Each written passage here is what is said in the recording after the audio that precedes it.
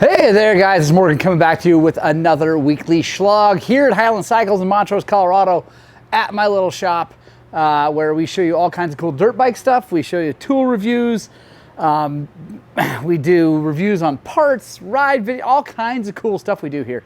And the Shlog is my weekly shop vlog. If you're new here, stick with us through the end of the video, make a decision whether or not you want to subscribe or not. Hopefully you do. It really helps us out.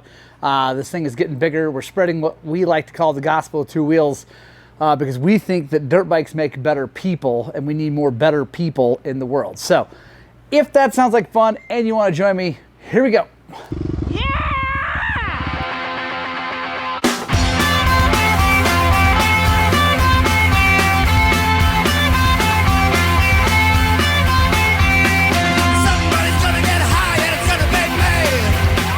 All right, so first on the lift is this 2021 Husqvarna TX300. Customer brought it in, says that it's running lean. It's doing a lean pop, bang, ping, pow, whatever.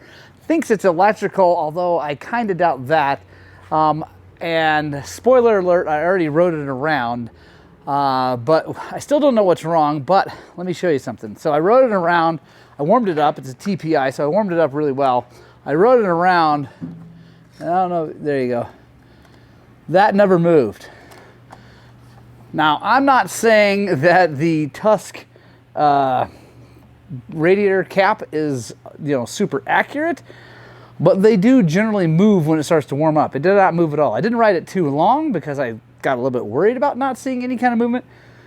So I'm a little concerned there's not enough coolant in here. So let's take that off and take a look. All right, guys, so I am not seeing any coolant shaking around in there, so it's definitely low. We're gonna start there. So I've already added quite a bit, not a ton, but more than I should be able to if it were just a fuzz low. Let's fire it up and see if it's moving.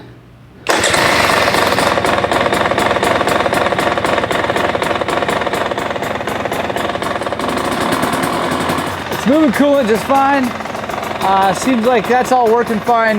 Now we gotta find out why it was low. It does not have a fan on it, so there's a good chance he just overheated it at one point and didn't fix that and then caused the problem. All right, guys, that did not take very long. I actually didn't even have to ride it. I was looking up underneath there, checking on things, and it's actually leaking coolant right there. When I fired it up in the air, I could see it pushing out. I tried tightening that down. It was just a little bit loose, like not bad loose, but I tightened it down. It did not fix the problem. So there must be a cut in that hose. So I'm going to lift it up here and there. Gonna make a big mess because I'm gonna pop that loose and see what I can see. So I'm gonna take the drain bolt out and hopefully get most of the coolant drained out of it, but we're gonna find out what's going on and see if there's a slice in that hose or what's going on. It's a bummer because it's part of the thermostat and it's this funky little hose that I don't have a spare one of, I don't think. So we're gonna see what we can do. Hopefully we can get it fixed and back on the trail here soon. All right, guys, so I found something else. So that hose clamp wasn't super tight. I was able to tighten it down quite a bit. And then I noticed it was still leaking when I'd rev it. I then found that it was leaking out from around where the spark plug comes. It's not coming out of the motor, I don't think, because the motor's not blowing any white smoke or anything like that, and it runs just fine. But there's an O-ring between the RK Tech head and the RK Tech insert, and my guess is that's bad. My guess is he got this thing super hot because also you can see here, that sensor melted for sure. Although it seems to be working just fine, it definitely got way, way hot. So now we're going to take things more apart and get the head off of there, take a look at the O-ring. Hopefully, I think I've got another one of those O-rings. Fingers crossed I got one of those O-rings. And then we'll put this all back together and see if we can get it all sealed up. All right, so I found the problem. At least I think I found the problem.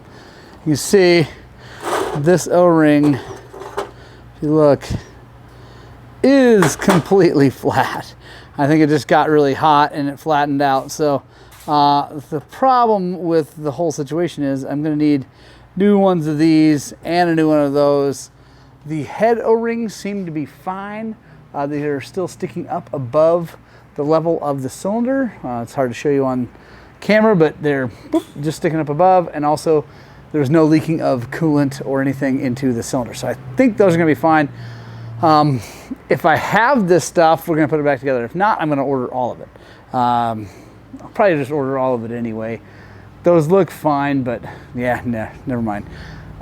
We'll get new O-rings. I also might have those O-rings because I've got a lot of parts for 300s laying around here. But the RK Tech O-rings are the ones I'm feeling pretty sure I don't have. So let me check around and we'll be right back. All right, guys, I'm super stoked. I found everything here at the shop. These are the old head O-rings. These are the new ones. These are all new O-rings from RK Tech that I had laying around from other heads. So we're gonna install that stuff. I got the head in the ultrasonic. That's that you can hear in the background. And we're gonna get this all back together and we're gonna be ready to rock and roll for this guy, which I'm really excited. We're not gonna have to wait for anything. He's gonna get the bike back right away, and that's super rad. Now I'm gonna have a talk with him about his air filter situation, because there's oil on there. There's not a lot of oil, and it's clear, which I will never understand clear oil. People do that with two-stroke oil, which I do not get. Maybe you guys can comment below why on earth any company would make two-stroke oil clear or so translucent that it doesn't change the color of the gas, because that's just a bad idea. But anyway, yeah, so get that all done and then we'll move on to the next job. All right, we got it all fixed up. No more leaky. Everything looks good. So all new O-rings all the way around, solved the problem. So I haven't talked to him real specifically about exactly what led to this, but my guess is he got it real hot someday. Like I said, he doesn't have a fan, so if he got into some really hard enduro-y kind of stuff, probably overheated a whole bunch, melted those O-rings, and the next time he went out, it started leaking. He probably didn't notice. He's a great guy, but yeah, he's also like a software engineer kind of guy, so I don't know if he notices things like that all the time. So didn't notice it, and it got hot again. It's pinging or whatever. The good thing is he clearly noticed it not being right, so that's cool. A lot of people will just ride it until it stopped making any kind of noise, but he noticed it being pingy and lean, so we got that solved. I'm happy about that. Now we're just gonna button everything back up and wash it off for him and get on to the next job. Next on the lift is a set of 49mm Showa forks off of a KX450. These are the air forks that honestly suck for off-road. I think they're okay for motocross, but for off-road they're really not very good. And that's coming from a good friend of mine who races Kawasaki's, raced professionally on Kawasaki's, and loves KX450s. And when they had these forks, he constantly said how bad they were for off-road. He loved them on a track, but he couldn't stand them off-road. But that's all right. We're going to get fork seals in them. They are leaking right now, so I will show you how we do that. Since it's a Shlog, we probably won't go super duper deep into it, but I'll give you the lowdown on kind of what's inside these things so you know. So as with all air style forks, I like to get the air out of them.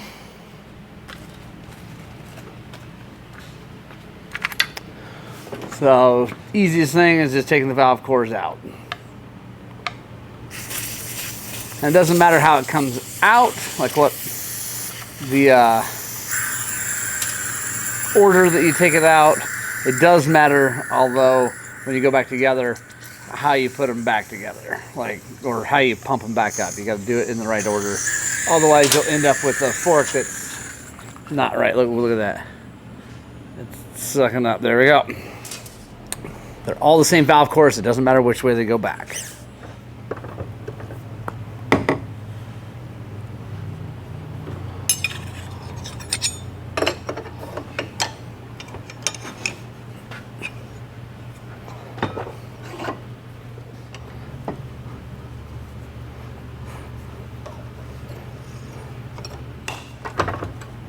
Now, to flip this thing upside down, we're going to use our cool fork tool. This thing is so sweet. Protects these from hitting the ground. We flip it upside down. We don't really need to like put a bunch of pressure on it, but it's nice to protect that top of that fork without having any kind of issue. It's crazy. It's a 22 millimeter Allen.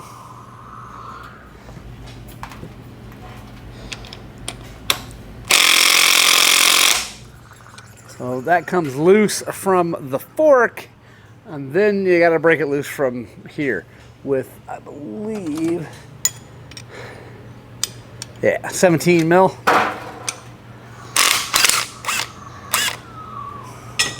Since there's no clickers down here, you don't have to worry about being real careful with this. Gun come off, you know, whatever. You don't have to check clickers or anything like that. So we're all good there. There we go. Here's our air spring. Again, guys, I can't recommend this enough. There'll be a link in the description on how you can buy these things. And by the way, I now know they're 10 bucks a piece, so seems like a pretty good deal. And they work for any twin chambery air fork, whatever, any modern fork that you have to flip upside down. These things work. We'll probably have a deal on if you buy two. So if you want to like set two forks upside down to bleed, or you know, bleed out or whatever.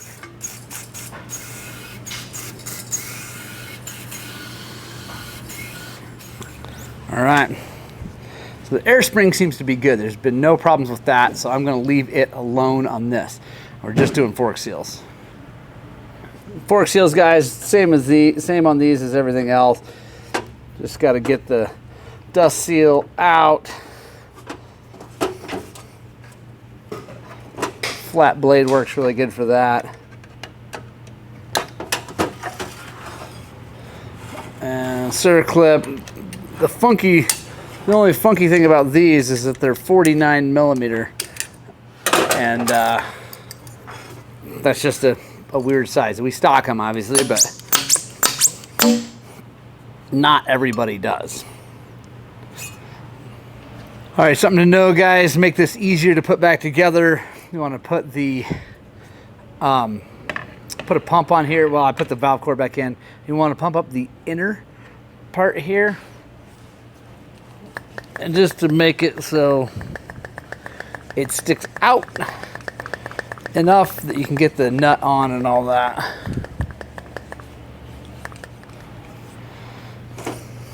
Again, another awesome part of that.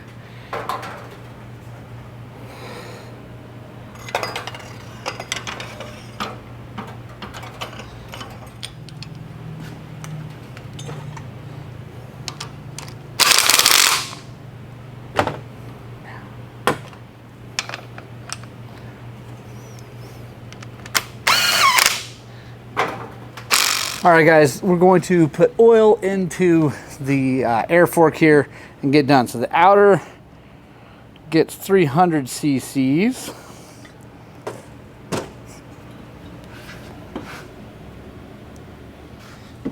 All right, now we're going to empty the inner chamber again.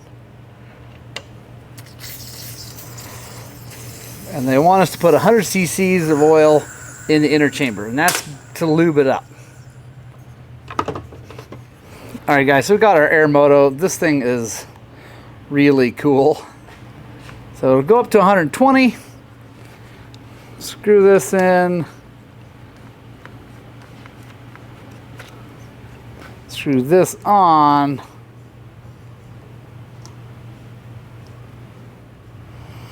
And then let it do its thing up to 120, then we'll finish it off to 170 with that. All right, there we go, guys, 120. Now we'll finish it off, like I said, to 170. Just like any other air fork for what you're thing, but we're doing kind of a normal off-road setting, so.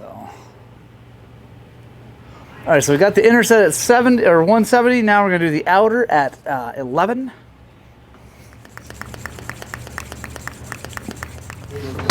Now we're gonna do the balance chamber. Gonna do 165 on the balance. I'm going to start with the 120 again.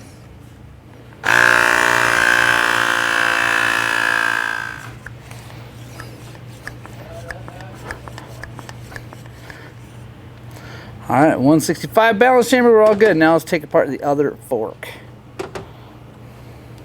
All right, guys, now we're gonna take the damping side apart. Yep. All right, guys, taking apart the damping side. This one's just like the other side as far as the way it comes apart. We just do have clickers on this side, so we're gonna have to, well, I already counted those clicks, so I know where you set them.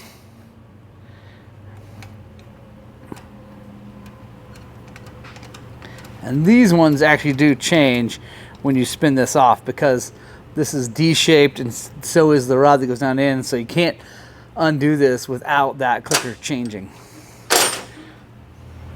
All right, guys, gotta have this guy. G-Love, I will talk to you soon. All right, see you, Zach. It's in the soft jaws, but we're gonna use the fork cap holder to really hold it. Otherwise you'll spin it around, and if you were to tighten it enough in the soft jaws to hold it, you'll crush it. So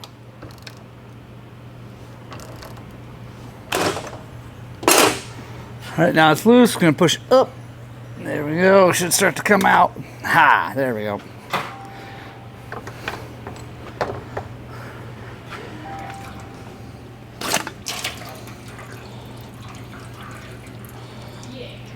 Guys, bleeding this is just like KYB SSS. Works the same way. So gonna get all the oil out, and then we're gonna put oil in, pump it up and down, bleed it really good, get all the air bubbles out. We'll put the base valve, compression valve back in, and then we'll be good to go to reinstall.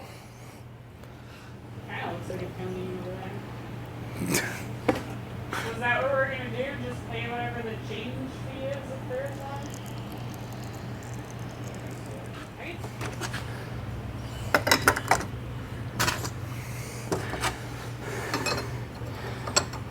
Okay, let's hear I learned something new that makes me hate Tucker even more. Oh, what's that? If you order something on back order for Western, it still counts.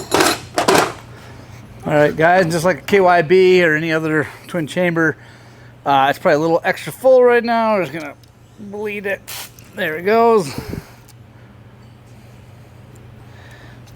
give me 1 minute. Let me check in for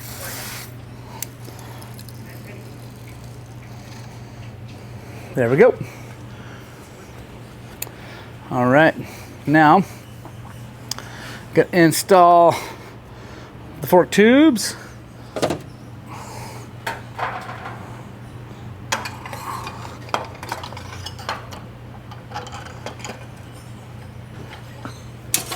Our damper rod back in. And again, with this style adjuster, it's a D-shape, so you go over that, go in, and then as you go, you're gonna hear it make clicks because it's turning that thing. So you can't, like I said, you definitely have to check your clicks on these things. All right, we're gonna do 300 cc's of oil in the outer of this side too. And yeah, I'm using different oil than normal on this. I forgot he actually brought his own oil. So one fork leg is going to have KYB 5-weight, the other one's going to have Bell Ray. There's really no problem in that. That is not a big deal, especially in the outer. The inner chamber's got our KYB stuff. I'm not going to charge him for it. Just going to call it a trade because I really do like the KYB stuff better on the inside stuff. And for, you know, the twin chamber style forks, I just like using the, in my opinion, better stuff. Like I said, I'm not going to charge him. Just going to give him back a little extra oil that he brought in, and we'll be happy.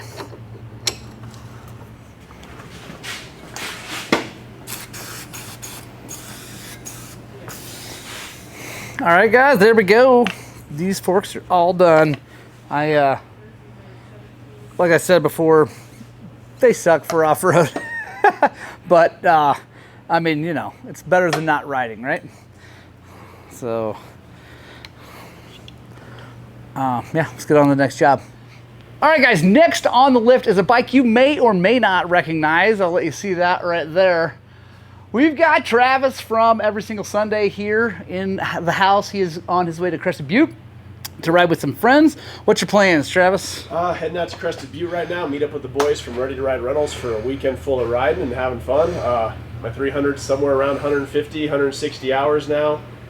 Feeling good. It's got the TSP kit. It's been making great power its whole life, but coming through, chatting with Morgan, said, hey, you got time to do a top end on the bike? Let's throw it up on the lift, get a new piston in there. So got some parts ordered up from Rocky Mountain ATV, throwing them in the bike, and gonna get it ready for our ride tomorrow. Yeah, let's take a look. We've already got it apart. You normally, guys, you know, you've seen me do top ends on TPIs. You've seen a million 300s on this channel, so I'm not gonna take you deep into it, but let's take a look at what we got. Yeah. So let's call it 150 hours. I don't know, we could look at it, but we're too lazy to pull the thing down. Piston looks really good, honestly. Burning good, everything looks happy. The TSP tune, you've had that from the get-go, right? Yep. So TSP tune from the get-go is just better than stock, because stock is too lean on gas and too lean on oil. So highly recommend TSP. I've got a TSP setup coming for my TBI here soon. Now here is how you actually check to see if it's worn out. One second, let me grab a rag. Hey guys, real fast, let me just jump in here and remind you to please use the Rocky Mountain ATV link in the description below to buy anything you need from Rocky Mountain. It really helps us out, and it doesn't cost you any more money than normal. And Rocky Mountain ATV, honestly, is one rad company. I'm learning more and more how awesome they are. So again, please check that link out. Use that if you can. It makes a big difference, and I appreciate it. Because you can look at this all day, and unless there's big scratches, it's kind of hard to tell what's going down. So what we're gonna take our rings, clean them up, we're gonna drop them in, and then we're gonna take our piston and use it to get them nice and flat. And then we're gonna measure our ring gap. And I'll tell you right now, you guys probably can't really see it. Oh, there you go. It's worn out. It's way too big. So it is appropriate timing. I don't know if I've actually ever shown this part of the process, but let's see. Let's go big. The 35 thousandths I bet fits. Yeah, 35 thousandths is like throwing a hot dog down the hallway, guys. That ring is worn. Let's take a look at the other one. Where'd it go? And that's what they do. Like, I'm not saying this is bad. This isn't like bad maintenance. This isn't bad timing. This is how motors wear. Like, they wear the rings. Basically, this thing gets smaller, right? It slowly gets smaller, and as it gets smaller, this opens up more. Let me go grab a new ring, and we're gonna do a lot of cleaning, obviously, here, but let me go grab a new ring and show you what that's gonna look like. Right. Brand shiny new Vertex / KTM. It's an OEM piston, but OEM two-stroke pistons are Vertex. So same thing. You can it's wildly different. It's what it's supposed to look like. Generally, you're looking for about 3 thousandths per inch of bore, and I know I'm talking in inches. It's probably freaking a bunch of you guys out that can't deal with anything that's not metric, but I deal in thousandths when I'm dealing with motors. It makes sense. And I'm going to show you something else that's probably going to freak out a bunch of internet keyboard guys, is that this right here is about an inch. Close enough for me to measure. So we're going to go 1, 2, it's a little over 2. So we're looking about maybe 7/8 thousandths is what we need so that we don't blow anything up. There's an 8 thousandths feeler gauge. Make sure we can come through here. Perfect. That's what we're talking about. And the reason you want a gap like that is that if you don't have a gap, when this motor heats up, they'll touch. And if they touch, it seizes. And a lot of people that don't know much about motors are like, it's not going to seize. Like, yeah, if metal touches metal, that is considered a seizure, period, right? Even if it doesn't stop the motor, that's a seizure. So you don't want those touching. This is good. 8 thousandths is plenty. So now we're gonna do some major cleaning and then we'll be right back. Travis, first of all, if you don't know, what is this thing? This is a 21 gas EC300. One of the first year bikes we had here, and things have been absolutely phenomenal. Actually just picked up a 23 to replace this because there's some great deals out there, but at the same time this bike's just been a workhorse. I want to keep it running, so gonna freshen a couple things up on it. New top end, new skid plate, and new plastics, and be pretty much a new bike. Nice. Are you gonna keep this as a spare for I'm buddies, not sure or are you yet. gonna sell? I'm either gonna sell this or sell my 22 500 EXC. Now that I live in Utah, I don't need a plated bike. Right. But the 500 EXC with all the goodies on there, it's pretty awesome. It's been fantastic. So I don't need the money right now, so this is going to stay in the garage, Yeah. and I'm probably going to start building the 23 out and try and get some people involved, turn that into a project, maybe for Rocky Mountain ATV, something like that. Cool. And yeah, so Nice. you come visit me. I guess I got a spare bike for you. Yeah, there we go. And for people who don't know, what is an EC equivalent in KTM world or Husky world? This is essentially a XCW with linkage. Reason I went with this bike over, I wanted to get away from the PDS. I played PDS for my last few bikes. I loved it. It was great. I wanted to try linkage, but the Husqvarnas had those composite subframes, and for what I like to ride before I broke my leg was the hard stuff, and hard stuff plus composite subframes equal broken subframes. So gas EC300 for this generation, you got the aluminum subframe from the KTM, you got the linkage from the Husky. It was just kind of the best of both worlds of what I wanted to play with. Now, probably go back to the KTM. I like the Brembo brakes. I do like the PDS, but I wanted to try How this. are these brake tech? Not anymore. Okay. So that's how they were. Yeah. We don't necessarily have to go all the way down that rabbit hole. That's all we really needed to hear. Is Yeah. No, the brake techs, from what I found out, we had quite a few bikes through Ready to Ride Rentals, and if you put some good pads in there, they actually feel really, really nice. But I didn't play around with it that much. They didn't work from the factory. They didn't have the bite I wanted, so we ended up slapping in some Brembos and put the Galfer, the centered double H pads in there, and these things are fantastic. nice. What did you run for? What did it take? Just bolt the Just calipers put the caliper on? Didn't and the master cylinder. no also. no problems, right? Yeah, just Okay. So direct drop in. nice. That's good. Because I get that question a lot. People are like, what does it take? I'm like, just buy the parts. I think most people don't generally want to spend the money, but if I were gonna put lots of hours on a motorcycle, I'm putting Brembos on it. That's why I own KTMs. Actually, you need the adapter bracket for the rotor. Okay. It is slightly different from the Oh. brake tech to the Brembo, but if you're buying a Brembo caliper, just get all the other stuff with it. yeah, that's easy enough. Right Get a on. takeoff like I did. Comes with the line complete. Just slap it in there and go. Perfect. Nice.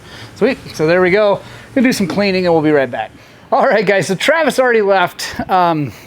We got talking. We got his bike together and running. Anyway, we forgot to film anything else. There's a couple things on his shorts and probably social media. It's under Every Single Sunday. He filmed a couple things just on his phone. So make sure you check that out. Also, check him out on YouTube every single Sunday. I'll put a link in the description to his channel. It's awesome. He's a great guy. The other thing about Travis is brand new part of Travis is that he is now the Rocky Mountain ATV MC influencer digital marketing guy, and he is the reason that we have an affiliate link with Rocky Mountain. He's the reason we are supported by them. So massive thank you to Travis for bringing us on and going to bat for us, getting us on there. By the way, I have to say, if you go to our page and then you bookmark it, that doesn't work like that. You have to go through our link. I'm going to find ways to help you guys do this and have like a thing on your homepage or whatever so you can use it and get there easily. But if you just bookmark the thing that the URL that you get, it actually doesn't work. Because the little cookie thing, the thing that directs it to me and gives me the credit, goes away once it's in there in the web browser. So that being said, thank you guys very much. It really does mean a lot. Also, Travis brought me a present and I'm excited. Let's open it up and take a look.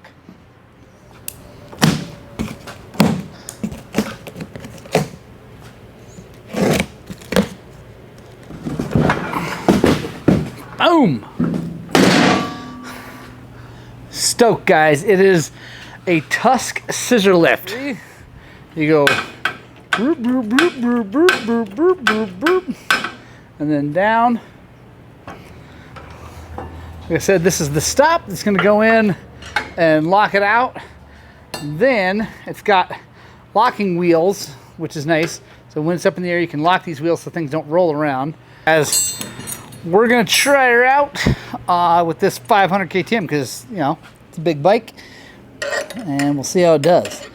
So these are our foot peg mounts. I like these better than the old MSR one because the old MSR one had these, they're kind of cool, like spring-loaded things that went down as you jacked it up, but they never held it very tight. With this, you can actually clamp down on the foot peg and really get this thing tight. All right, now it's nice and tight. Let's see how she does.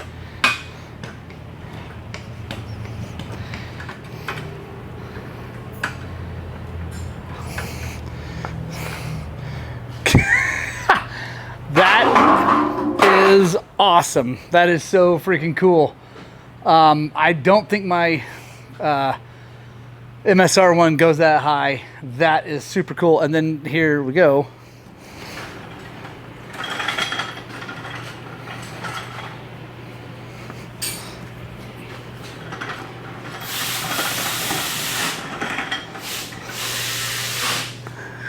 That is incredibly stable.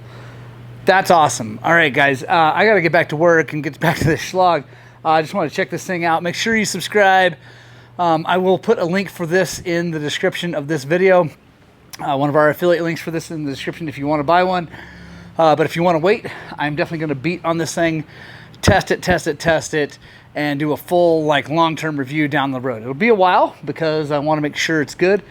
I did go ahead and check all the nuts and bolts on there that were already there, and they're all tight. Yes, it's made in China. Yes, that is, you know, not as cool as if it was made in the US, but I don't know if you're going to find something like that made in the US for a decent price or even period. Oh, let me show you guys real fast how the lock works. So it is just a hydraulic ram. You go through here.